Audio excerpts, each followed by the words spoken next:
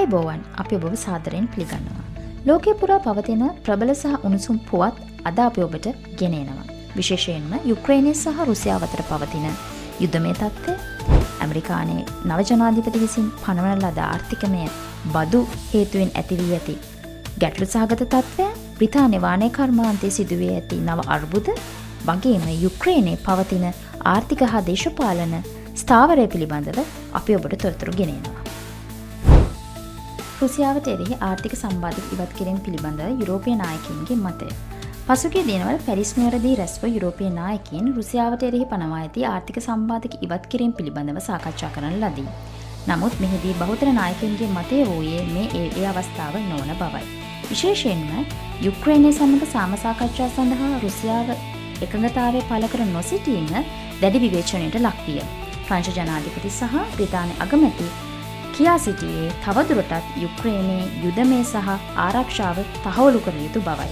Moscow පාලනය වසර ගණනාවක සිට විවිධ සම්බාධක යටතේ පැවතියද ගෝලීය ආරක්ෂාව පිළිබඳ සැලකීමේදී තවදුරටත් මෙම සම්පාදක පවත්වා ගැනීම ඉතාමත් වැදගත් බව ඔවුන්ගේ මතය විය. ඇමරිකාවේ නව වාහන ආනයන මත පනවා ඇති 25% බදු ලෝක ආර්ථිකය සඳහා සිදු කර ඇති බලපෑම.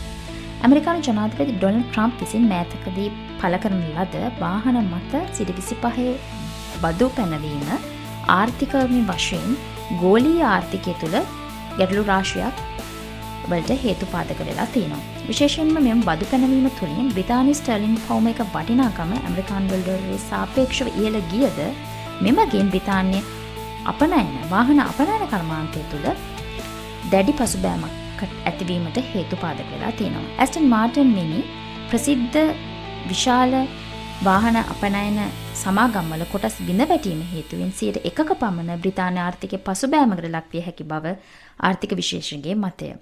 මෙම නව බදු ප්‍රතිපත්තියට හේතු වී ඇත්තේ ඇමරිකානු ප්‍රාදේශීය කර්මාන්ත නගා සිටවීම. නමුත් මෙමගින් ගෝලීය වශයෙන් ආර්ථිකමය වශයෙන් ගැටලු රාශියක් ඇතිවිය හැකි බව විශ්ලේෂණකයින්ගේ මතය. බ්‍රිතාන්‍ය වාණය කර්මාන්තයේ ගිලියෑම සහ රැකියා 2700ක් පමණ අහිමි වීමේ අවදානම. චීනයේ ජින්ගේ සමාගමට ඇත් බ්‍රිටිෂ් ස්ටීල් නැමැති සමාගම වාණයේ උදුන් සහ කර්මාන්ත වසා දැමීමට තීරණය කර ඇත. මෙමගින් රැකියා 2700ක් පමණ අහිමි වීමේ අවදානමක් ඇත.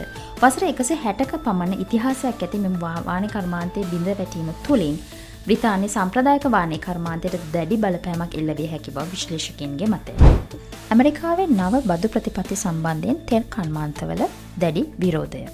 ඇමරිකානු ජනාධිපති ඩොනල්ඩ් ට්‍රම්ප් විසින් මෑතකදී පවරන ලද විවිධ බදු ප්‍රතිපත්තීන් හේතුවෙන් ඇමරිකාවේ තෙල් කර්මාන්තය දැඩි අර්බුදයකට ලක් වී ඇත. විශේෂයෙන්ම ආනයනික තෙල් මත පනවන ලද නව බදු හේතුවෙන් තෙල් මිල ඉහළ යෑමේ ප්‍රවණතාවයක් ඇත.